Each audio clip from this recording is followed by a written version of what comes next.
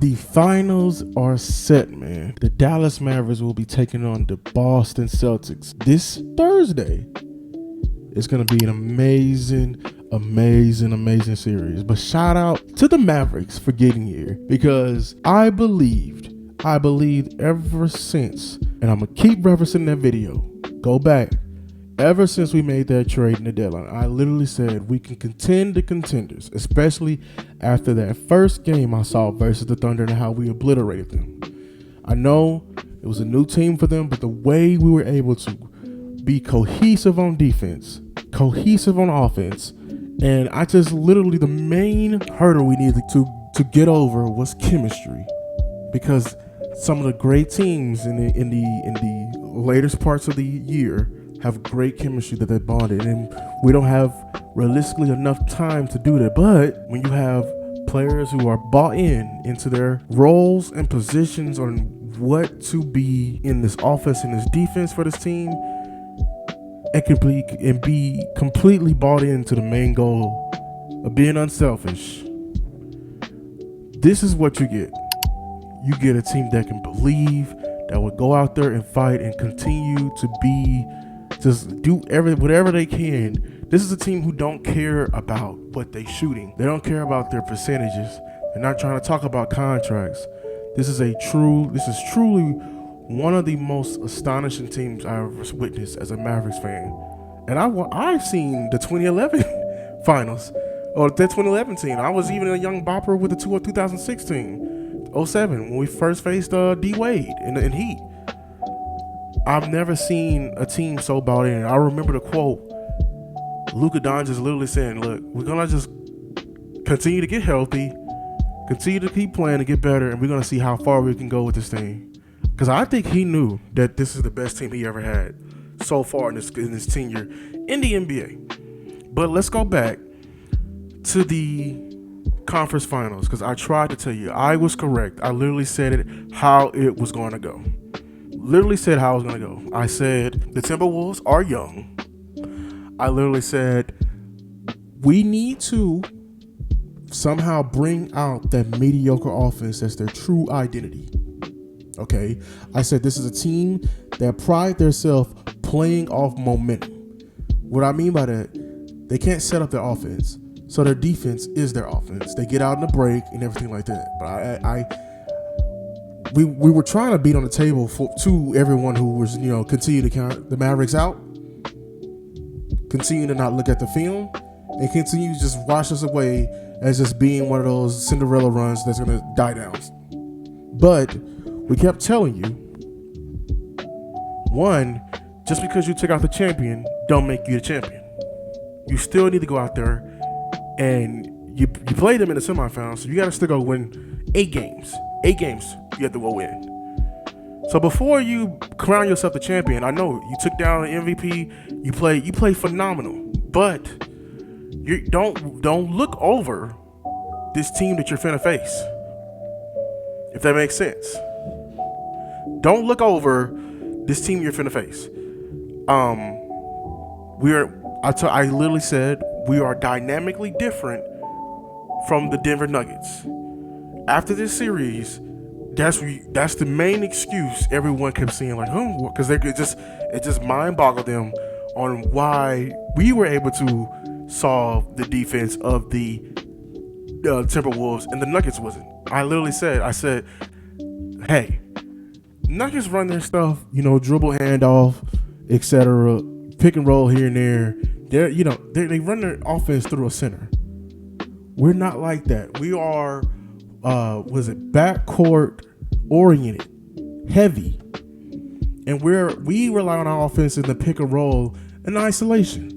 So this is going to be completely different. You're going to have to actually move this series. You were moving last series, but you weren't going to be able to move like they were in this series. And what did they do? What did the Mavericks do? They just started their pick and roll all the way at half court, so you couldn't trap them. Started in the middle of the floor, so you couldn't trap them because we're not in the corner. I don't know. We have a center that can operate, in the pocket once he come off the short roll and be able to kick the corners and continue the offense moving and getting you in rotation. Because yeah, you're a great historic defense, but when you're in rotation, you can mess up sometimes. And then lastly, I said our stars are better than your stars. You were calling and MJ. You were before he can accomplish anything. He's been doing hell of a great time as far. I think he's like top 12 in the league. I'm not putting him in top 10. He's really top 12 through 15. But like I told Foots the King online, and he got mad at me because he told me, oh, he's young, but you weren't tweeting that before. I literally said the main thing that's keeping him from the top of the league discussion, and I think you're gonna have the need when you get in this top 5 conversation, is playmaking. Why do you say that? Well, when you're the number one guy, you're gonna get keyed in. And when you get keyed in, unless you don't have a dynamic around you where your number 2 can also go get it, you're going to be able to have to keep the offense in motion because you got to use it to your advantage when they're doubling you. We proved so many things with this run. I don't think people understand. One, I told my guys on the pod, and I said it again, I don't want to get too ahead of myself, but I said Luka is better than James Harden. They're Houston Rocket fans. I'm Dallas. Dallas, Houston got our beat. I said Luka Doncic is better than James Harden. I'm not talking about from a regular season standpoint. I said he's a better player because the difference is when it comes to the big moments, James Harden shrinks and Luka grows. His numbers actually grow from the regular season to the postseason, and you can see his effect on the team. Now, this goes to my next point. People doubted us and Luka because he played a heliocentric style. And what Luka has proven by getting to the finals today, that he does play a winning style of basketball. It actually does lead to winning. And you can do that lazy commentary all you want, but you have been proven officially wrong. I understand James Harden ran into probably one of the best dynasties we've ever seen, especially the KD. I understand that, but he couldn't get to the finals, and that's what the stigma on the heliocentric play style was, and I hated it because people were saying we was Luka's in NBA hell because we couldn't put a good team around him. Just like, no. Just if we get the correct things, the correct pieces around him, mainly a athletic moving big that can cover up some of his flaws on defense, we will be just fine. But no, y'all jump to conclusions and try to immediately shit on Luka. So Luka proved that wrong. We also proved that this dynamic that everyone is finally coming around over the stars about. Yeah, the Luka and Kyrie dynamic has been working. It works, and it's deadly, very deadly, to the point that if you're in a close game with us, no matter what, you can. If you are just a heavy, if you're just the heavy favorites and we're underdogs, even if you're in a close game with us, we still have a chance to win because we have some of the best clutch time minutes when playing them, and their dynamic is just, they're just so much on a flow and a rhythm that you can't really mess up. So with all that, we proved all that wrong. After you doubted us in the Clippers series, which is mind-boggling, they didn't have Kawhi. But you know what was your excuse? They didn't have Kawhi. You doubted us in the OKC series. I told you that, well, they don't match up with us very well, and they're very young. And what was your excuse when we beat them? They didn't match up with us, and they're very young. Oh, that's just easy. And when I said that the Timberwolves did not match up with us because they're also young and we're just dynamically different, we're going to make them work, that's what you said. That was your excuse. It's so you didn't hear me before, but now we done it in such a convincing fashion. That's the excuse you're going to give us. Now, on to the finals. The finals preview. This is going to be our hardest test yet. Not only because the stage is set, it's the battles within the battles that we're going to have to beat. Everything this season come to this point. There's so many micro battles. Let's go over these micro battles. First of all, Kyrie.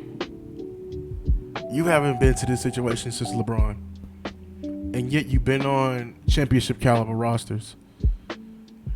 You had a situation of events happen to you, or that happened around you off the court, and people made a certain narrative about you and said you should have been out the league. And I believe the first spark of this chain reaction started here in Boston. Now you're back. You already played Boston before, but now it's for all the marbles. How will you respond? Oh, they're going to be crazy there in Boston. But guess what? You have a team behind you that is willing to put their body on the line for you. And you have a co-star that is willing to go to war with anybody. Battle within battles. Porzingis. Oh yeah, we still remember you. Nothing good. Nothing good at all. You were the chain reaction to the Luka not playing winning ball narrative.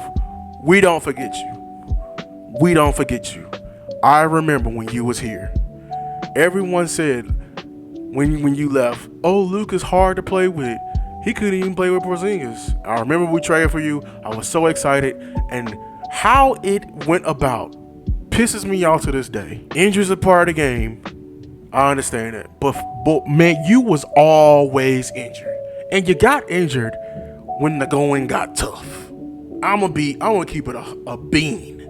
You got injured when the going got tough versus the Clippers. And you know what?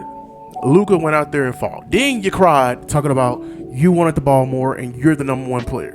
You're the number one guy. I don't know what went through your mind to think you the number one guy on this team when you couldn't do it in New York, but you want to come to Dallas and say you the number one guy. That's mind-boggling to me. Now I understand Rick Carlisle he changed your game. He's gone as well. Boo, and you got him.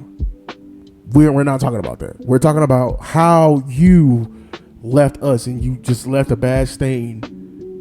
So that battle isn't a battle too. We got something for you. Especially when you come to Dallas. We got something for you. Another battle. This is the battle between which duo is the best on the planet. Kyrie and Luka or Jaylen and Jason Tatum. Jaylen Brown and Jason Tatum. We are going to see who's going to take the reins. It's going to be two completely different, ball clubs. They call it, Jason Tatum and Jaylen Brown, the two-way superstar. This is the two-way team. This is Celtics fans keep saying, oh, we're going to show them how to play offense and defense on both sides of the court. And we got Luka and Kyrie. Oh, they don't play no defense. They just all offense, and they're just fat and out of shape. Okay. We got something for you. Last battle. Luka versus Tatum. Tatum, what are you fighting for? In my opinion, you fighting to get your name even in the top 5. You are always 7 through 8 with me. Always. And it's not a competition. Even if we lose this series, you're still not going to be better than Luka, in my opinion. But you've been here too many times. And if you don't get it done this year, the questions are going to be so loud.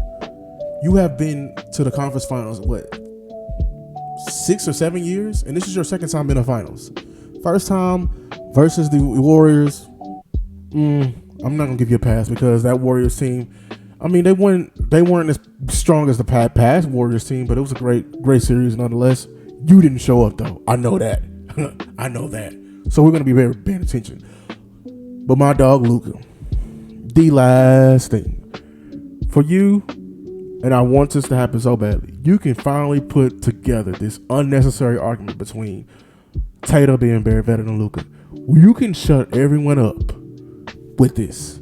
And I already made a video before, but you can also solidify yourself as the best player in the National Basketball Association today. You can. You have beaten nothing but Titans in the past. Your role and Tatum's role are completely different. I understand that you can't control it, but You have every person you have played is nothing but top 5 offenses, top 5 defenses. You're finna do it again. The table is set. You wanted to compete. You are ready for this moment. You've been competing since you were 14, 13 years old, and you wanted an opportunity to get this moment. The championship is right there, and it's very much so very doable. Will you go out there and eat? Will you go out there and solidify your name in history? Because if you can do this, you are already on its all-time boards. Beginning to the overall series, man. It's gonna be a slugfest. I'm guaranteeing it's going to 6 or 7 games. The Celtics are the heavy favorites, as they should. Well, not heavy favorites, but they're the favorites, as they should. They're coming in 60-win team. They're gonna be completely different for any team we have. They have great shooting. I don't think they have any bigs. With Porzingis coming back, it's gonna be even more, I would say, difficult. But like I said before, I don't think they have any bigs. I think that's something we can look at.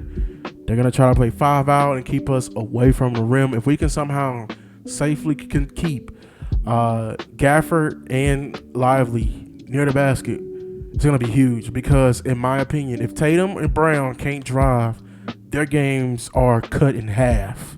In my opinion, from our offensive standpoint, we're gonna need it. Everything,